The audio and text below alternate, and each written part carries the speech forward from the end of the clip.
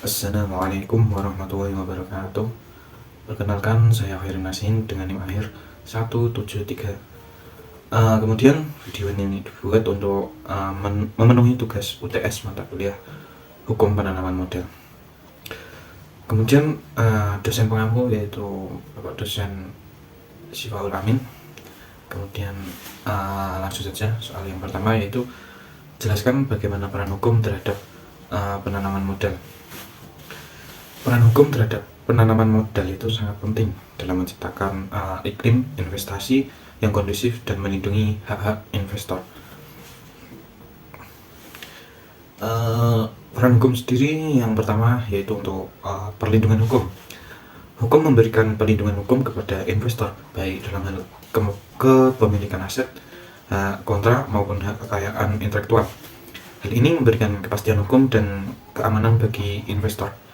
Yang kedua, sebagai regulasi investasi, yang mana hukum mengatur berbagai aspek terkait investasi seperti persyaratan pendirian perusahaan, izin usaha, dan prosedur investasi.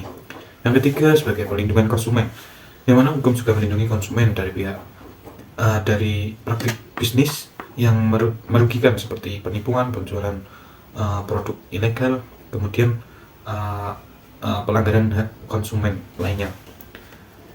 Yang keempat, sebagai penyelesaian sengketa, dan yang terakhir itu sebagai perlindungan lingkungan, yang mana hukum juga memiliki peran penting dalam melindungi lingkungan dari dampak negatif investasi tersebut. Kemudian dengan adanya peran hukum yang kuat, penanaman modal dapat dilakukan dengan lebih aman, teratur, dan berkelanjutan, yang mana hukum menciptakan kerangka kerja yang jelas dan memberikan kepastian bagi investor tersebut. Kemudian soal kedua yaitu sebutkan dan jelaskan bidang-bidang usaha yang tertutup dan terbuka bagi penanaman modal asing berdasarkan Undang-Undang Penanaman Modal. Berdasarkan Undang-Undang Penanaman Modal di Indonesia, terdapat bidang-bidang usaha yang tertutup dan terbuka bagi penanaman modal asing. Yang pertama ada bidang usaha tertutup, yang mana bidang usaha tertutup itu adalah bidang usaha yang tidak dapat dijalankan oleh penanaman modal asing atau hanya dapat dilakukan dengan keterlibatan mitra usaha Indonesia.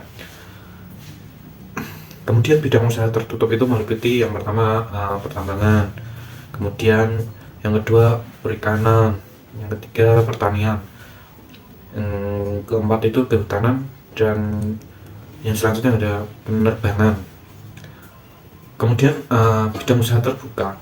Bidang usaha terbuka itu adalah bidang usaha yang dapat dijalankan oleh penanaman modal asing dengan batasan tertentu, seperti persyaratannya kepemilikan saham kemitraan dengan mitra usaha di Indonesia, atau persyaratan teknis bidang usaha terbuka ini meliputi yang pertama ada industri manufaktur, yang mana penanaman modal asing dapat berinvestasi dalam industri manufaktur dengan persyaratannya kepemilikan saham tertentu dan penerapan teknologi yang sesuai. Yang kemudian ada jasa, yang mana penanam modal asing dapat berinvestasi dalam sektor jasa seperti jasa keuangan, jasa konsultasi, jasa konstruksi, dan jasa pariwisata, dan yang lain-lainnya. Kemudian persyaratan dan batasan dalam bidang usaha tertutup dan terbuka dapat berubah sesuai dengan peraturan yang berlaku, yang mana sebaiknya penanam modal asing tersebut memperoleh informasi terkini mengenai ketentuan investasi dari pihak yang berwenang atau lembaga yang berhubungan dengan penanaman modal di Indonesia. Soal yang selanjutnya yaitu sebutkan dan jelaskan bagaimana tujuan dan kebijakan dalam penanaman modal berdasarkan Undang-Undang Nomor 25 Tahun 2007.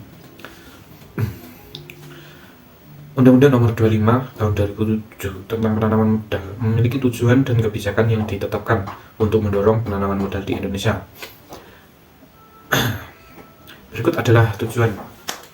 Yang pertama adalah tujuannya yaitu meningkatkan pertumbuhan ekonomi, yang mana penanaman modal diharapkan dapat mendorong pertumbuhan ekonomi yang berkelanjutan, kemudian menciptakan lapangan kerja dan meningkatkan pendapatan nasional. yang kemudian meningkatkan kesejahteraan masyarakat, yang mana penanam modal diarahkan untuk meningkatkan kesejahteraan masyarakat melalui peningkatan investasi dalam sektor-sektor yang memiliki dampak sosial dan ekonomi yang dampaknya itu bersifat positif. Kemudian bertujuan meningkatkan transfer teknologi dan peningkatan kapasitas, kemudian mendorong pengembangan sektor prioritas, kemudian meningkatkan pemerintahan pembangunan regional. Dan kemudian yaitu kebijakan yang mana kebijakan tersebut yang pertama ada kemudahan investasi, kemudian perlindungan hukum, kemitraan dengan pihak lokal, pembangunan infrastruktur, lingkungan yang berkelanjutan, dan tujuan dan kebijakan dalam Undang-Undang Nomor 25 Tahun 2007, yaitu untuk menciptakan iklim investasi yang kondusif, melindungi hak investor, dan mendorong pertumbuhan ekonomi yang berkelanjutan di Indonesia. Kemudian soal yang selanjutnya yaitu berikan penjelasan mengenai repatriasi dalam penanaman modal.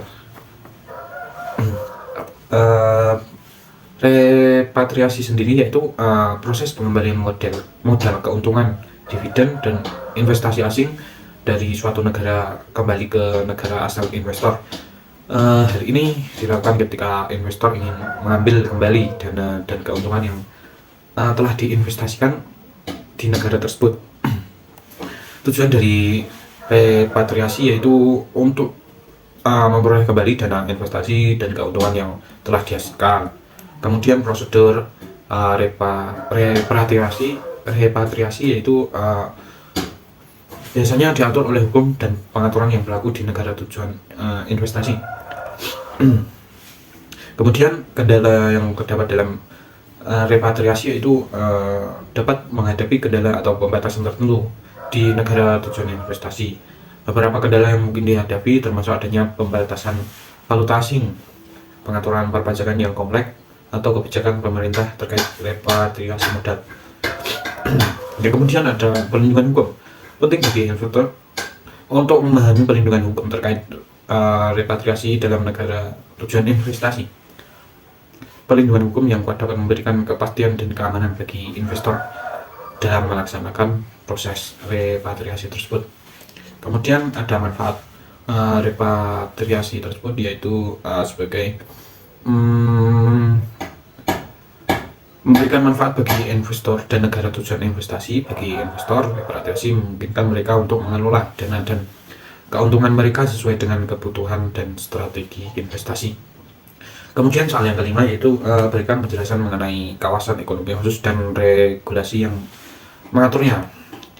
Yang mana kawasan ekonomi khusus adalah wilayah yang memiliki peraturan dan insentif ekonomi yang berada dari wilayah lain di negara tersebut.